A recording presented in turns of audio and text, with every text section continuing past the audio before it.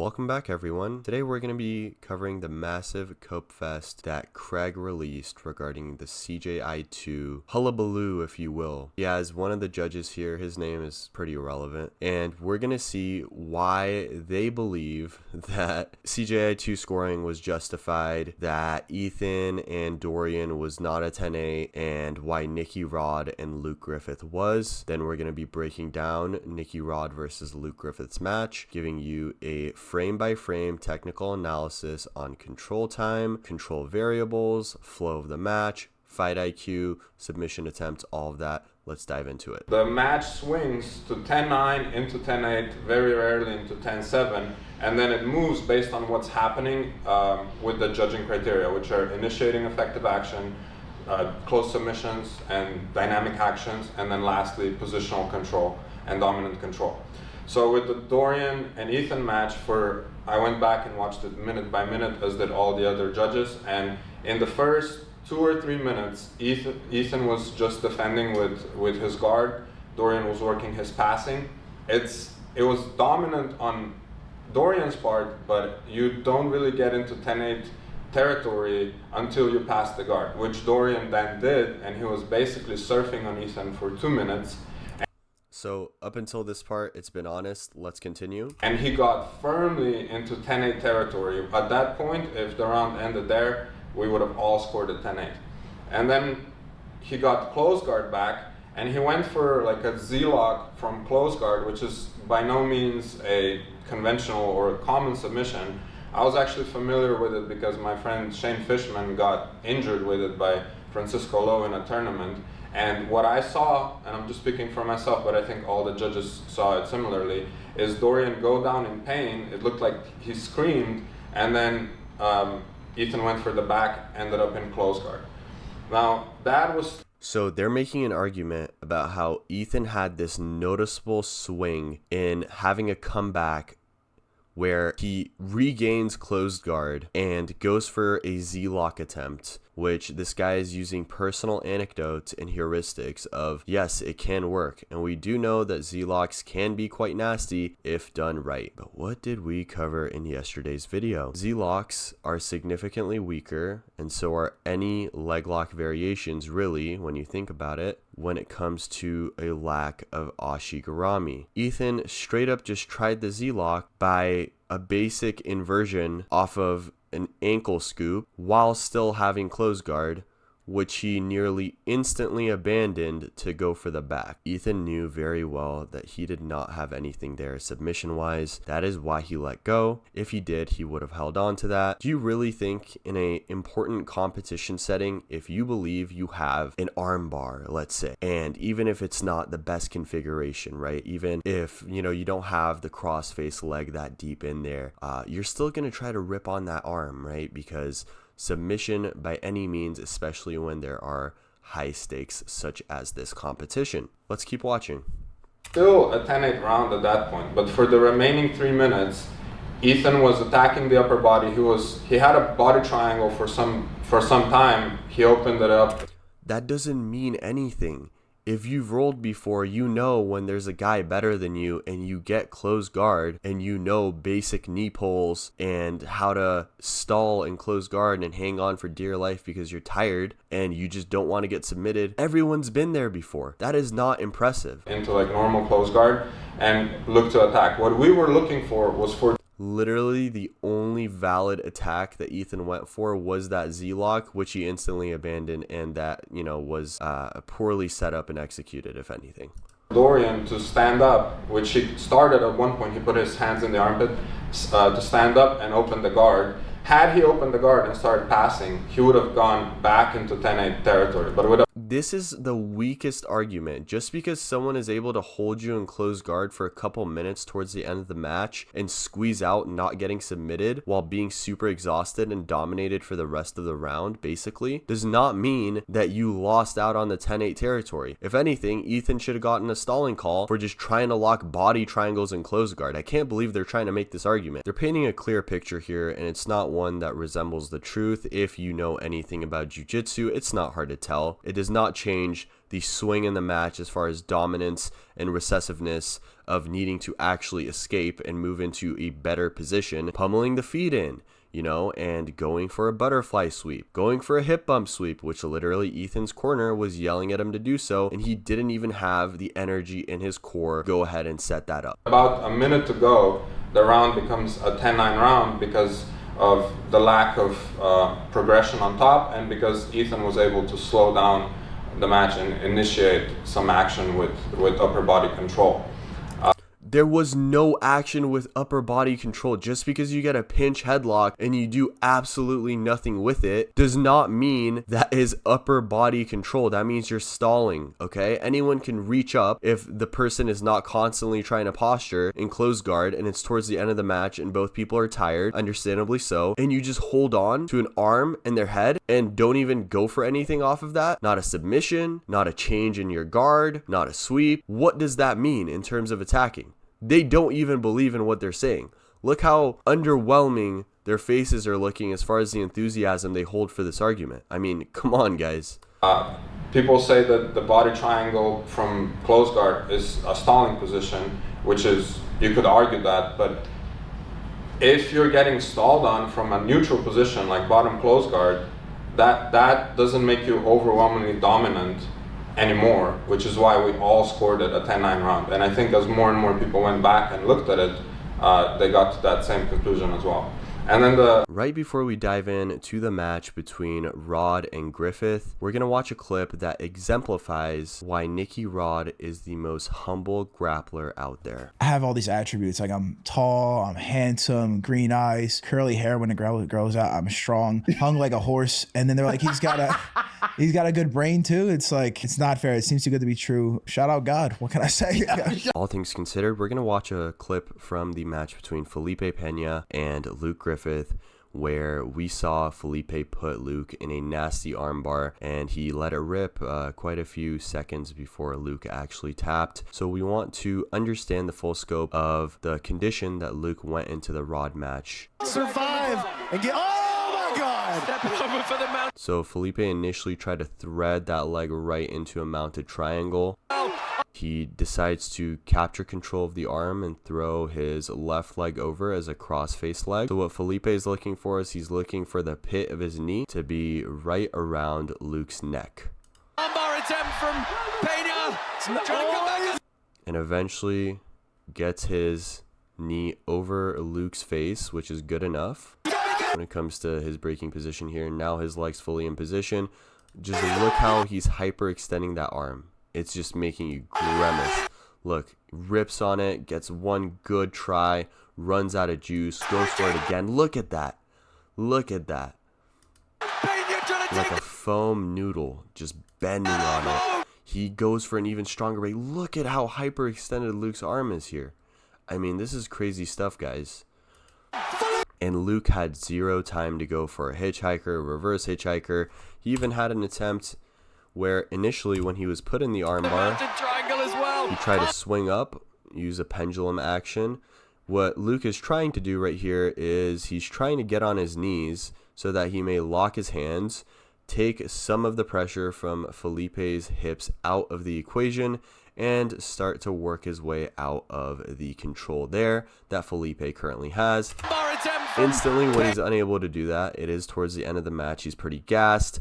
It's over right around here. It's already over, you know, like Felipe's already hyperextending the arm. Luke even tries to, you know, reach for it instantly when he gets put down to the floor, back to the floor. Look at Luke's left hand. He makes a last ditch attempt to go ahead and grab his targeted arm, the primary arm, and the match is over. So we're going to be diving into the match between Rod now. I just wanted you to have some context of what status Luke was in going into the finals. So I'm going to save everyone some time and not show the first 3 minutes of the match, which were quite literally getting an inside tie and then a Russian tie and then stripping the ties and then re-engaging and no tight clinches, No underovers, no real threat of, okay, something is going to happen here. It's just a matter of who is going to come out on top. And we're going to get straight into the meaningful exchanges. So you can consider the first 3 minutes as a stalling fest on the feet. Now, Nicky Rod is also injured in this match, mind you. I mean, the guy played guard in his match against Pixley. That says something. When Nicky Rod's playing guard, you know something is up. Inside tie, Russian tie, disengage, reciprocal ties. Luke has an over tie and an inside tie now. Tries to go for a throw by. Nicky Rod gets a body lock, okay? And what he's doing right now is he's circling Luke clockwise to the picture that we're seeing here. Now keep in mind, Luke instantly grabs a whizzer, all right? Nicky, since his knees are in front of Luke's, he's not going to shelve his legs behind Luke's legs and try to send him backwards. He's now going to try to circle Luke down to the mat and bring Luke's right leg out of the equation just because of the angle and the body lock that he has. So notice here how instantly he does kind of like a mule kick, and Luke's right leg is already out of this equation. He loses his balance, and Nicky Rod, if there's one thing he can do, is circle a guy down to the floor with a body lock. And so right here, Luke's hanging on to the whizzer. Now, his best bet would have been to let go of the whizzer. I mean, what do you really think is going to happen here that's going to be good? Big counter throw. Here he goes. Put him down. Good take. Taken down to the mat. That's exactly the position he wants to be. Instantly goes into a pass. What a sequence. He has from double Nicky Rod. underside control here, Firmly on the front foot here. holding on to He's that got to body find a way to lock. put him away, though. He has to find a way to submit. Listen, if Nicky Rod can get his back, he can choke out anybody in the world. Or if Nicky could get a 10-8 round. So what Luke needs to do here is he needs to shoulder walk, kind of like an instance of whenever someone is high up on mount with you and you need to get your hips back into play and back in the equation. Right now, inverting would be out of the question for Luke just because of how tied down Nicky Rod has Luke's hips in place. So Luke's best bet would be to frame on Nicky Rod's leg with both of his hands and start to shoulder walk by getting his butt off the floor, getting on the balls of his feet, and starting to go ahead and just walk. And that would basically just provide Luke with a position where maybe he can get on his left side and bring his left knee in. Now, still highly unlikely against a guy like Nicky Rod, yes, let's be real, but that would probably be his best option. That could possibly do it, but he's going to be on the hunt for the finish. Oh my God. Wow. Goes for a buggy attempt. Now, that's not a bad play on Luke's end. Could you imagine? You know, Nicky Rod knows what a buggy choke looks like. Of course, training with his brother J-Rod, he's been on the receiving end of plenty of those. Rodriguez, really tight waist grip here. Not trying to give up. He hasn't let it go yet. He hasn't changed his grips. He's not climbing up the upper body yet. So let's try to listen into what Danaher's saying. Changed his grips. He's not climbing up the upper body. He said knee elbow position and then walking something. So we can assume that it's probably similar to what we just covered. Start to work. Let's go. Luke is disciplined with his frames. Now the left hand is free. He's searching Nicky's for progressing. crossface, possible elbow control. Great control of the inside space on the left by Griffith. Perfect defensive position from Griffith here. Now the cross frame, still with that tight elbow. Just like to see Griffith maybe work on his side a little more. So what John is saying is be disciplined with your elbows, make sure they're tucked to your sides, don't let Nicky get any significant underhook action by grabbing your shoulders, deny him of a real underhook and obviously crossface. So Luke made sure his left hand is inside the crossface somewhat well. It would have been better if with Luke's left hand, since Nicky has a crossface with his right arm, that Luke go ahead and grab the inside of Nicky's right bicep with his left hand.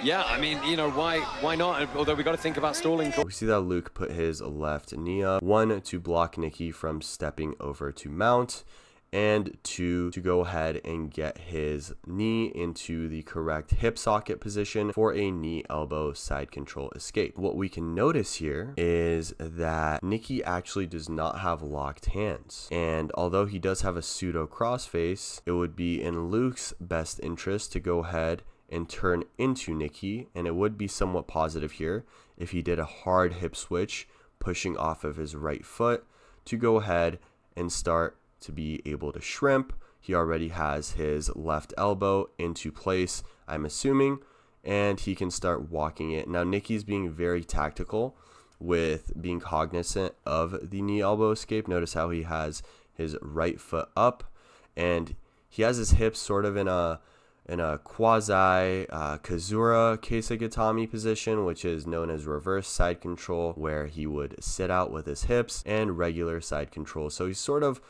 dipping the left side of his body into Luke's hips, making it harder to go ahead and do that knee elbow escape by changing the entry point in his hips. But he's not fully sitting out either. Ball's coming in here as well. So this is a really important spot when it comes to Luke's ability to scramble. What he needs to instantly do here is Luke needs to jackknife to his right, which would be on the screen. It would be where my mouse cursor is, to the left of the screen. Since we're seeing Nicky Rod's head and the alignment is like so, we need to see Luke essentially create a sort of kipping motion, a sort of pendulum motion actually, where he swings his legs to the left side and goes back into side control. But this time the grips and the timing are in his favor, and so he would get to play off of that. 2.5 minutes left. But instead, Luke tries to go ahead and throw his legs into play and wrap around Nicky Rod, which is not a good idea when someone has this steady of upper body control. Luke is instantly starting to frame the hips from coming any closer, and yeah, jackknifing would have been his best bet there. Now he's in a really good position to start opening up the attacks. He's going to try to use his knees to pin down one of those arms. So anytime your hands are forced to be on someone's hips instead of being elbow to collarbone, it's going to be extremely hard, and you would need to be ridiculously flexible to try to go for the high leg spin, which Luke just tried there. So if you're forced to get grips on their hips from coming forward, it's already too late to do that. So as we can see, Luke tried a jackknife there. So he tries to go for a high leg spin here. His hips are way too far out. Laces the arm through. Use his knees in a really good position to start opening up the attacks. High leg He's attempt going to there. try to use his knees to pin Instead, down one of those Luke arms. goes ahead and creates some Laces sort the of arm through, trying to turn the corner somewhat here. jackknife. Stay just off the angle. Luke really needs to focus on something based off of timing, where he needs to time a little bump, get inside Nicky's elbows, and start to go ahead and either jackknife into side control or get within the collarbones, start framing the collarbones by getting his elbows to the inside and having V grips under Nicky's armpits, and then going for the high leg spin by bringing his hips a little bit further out and away. Penna was able to snag an arm and hit that arm bar in the semi-final. Yeah, you got to wonder, is there any damage that on was the a arm? very tired Luke Griffith who just come off a match against. So we need to see some action when it comes to Luke's legs. Luke does not want to be flat here, right? Luke does not want to be flat on his back because Nicky is just going to keep progressing into whatever position that he would like and maintain control. So we really need to see that pendulum action from Luke's legs. If you're ever stuck in a position like so, make sure that you acknowledge going ahead and creating pendulum motions with your legs is going to go ahead and cause disturbance and create some space where you can mess with alignment and start to go for plays off of that, whether that be gaining inside position with your elbows, whether that be going into side control and then going for a single leg counter by doing a back heist. It's really up to you, but just know that your legs are a very powerful tool, especially when they're not being controlled and your hips are not controlled like Luke here. You can always go ahead and cause that kazushi. Diego Pato. 2:20 left. Anxious moments here, every second ticking away. So again, we saw that Luke is going for some bridges to bring his elbows back. Not a bad play, especially considering how tired he is, but it's just not enough to get through someone like Rod. Just over 2 minutes left in this match. He's breaking, Nicky Rod. You got 2 minutes to sub him. Nicky Rod. So Nicky Rod has reverse crossface here with his right elbow on the right side of Luke's face, whereas in a traditional side control, it would be his right elbow under and his right arm under Luke's left side on the entry of the said you have crossface 2 arm. minutes to sub him, so he's making He's it very. controlling the hips on the other side too. Very important. You kind of have to have Goes for urgency, traditional but you can't crossface. rush. And he just did a Nicky Rod right there where he tried to just force Luke to his side by just punching the crossface in. And then finally Nicky goes into traditional side control there. I think he's got to try to get him up on his side and try to hunt for the Dars. And he's having active pressure with his toes digging into the mat and his crossface, trying to turn Luke onto his right side. Surprised we haven't seen him maybe work for the. And I mean, Luke can try to go for a ghost escape here. He's in a decent position to go ahead and do so because his head isn't being trapped too well as far as, you know, moving clockwise here, and his head sneaking in between Nicky Rod's hips by grabbing an underhook and just ghost escaping out of there. But again, being under Nicky Rod with the high likelihood of north-south is definitely not fun. So Mount either. Right there. Into the final minute. Nicky Rod's got to try and snatch something here, or it could be. The Judges just Always behind the elbow. Wave. No, Darce attempt here. He's behind the elbow. He's getting behind the elbow. There's the Dars, maybe. Oh, he's trying to get the arm through. If he can use his hips to peel the elbow open, he could cook something up right here. He has got a grip. 40 seconds. Got to watch the counter back take. Oh, he's got the figure four. Oh my God, with 30 seconds to go. He is going to squeeze it out. Everything he's got. He can do it, but as long as Luke stays flat, it's going to be really hard to finish him. He needs to get him up on his side. He has the bail. Giving the grip up.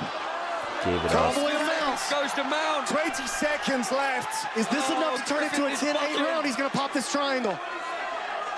14 seconds. Griffith scrambles out. He just tried to throw his legs over there. This is going to do it. We're going to go to another elimination. And the judges' scorecards to decide it all. And then final Aoki attempt. Didn't even fully attempt that Aoki. Well, that is razor thin. Luke Griffith did a The cool upkick margins, there towards the end of the match. we definitely know somebody won. Were they 10-9s? Were they 10-8s? We're going to find out soon, but man, I'm not even on the edge of my chair. We're all stood up waiting to find out which team is going to take that $1 million. So we're going to funnel out all of the other So we teams get a here. replay here. And Luke pretty much set himself up for that throw. Because, I mean, Team is going to take that $1 million. whenever someone has a body funnel lock, out right? all of the And right here, we see that Luke's right leg is in front of Nicky Rod's left leg.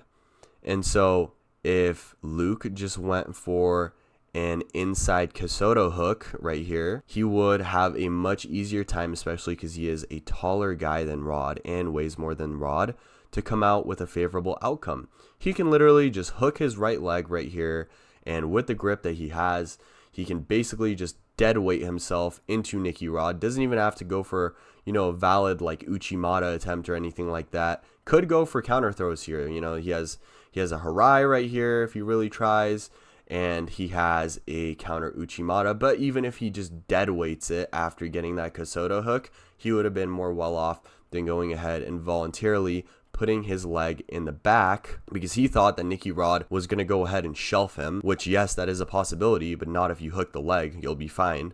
other teams. After analyzing the finals match between Rod and Griffith, I want you to make your own conclusion in the comments, all things considered, arguments, positions, tactical points, and just honest community sentiment. Was Nicky Rod and Luke Griffith a 10-8 performance, while Ethan and Dorian was not? Let me know in the comments down below. Until next time, it's been the Jiu Jitsu Junkie, and I'm out.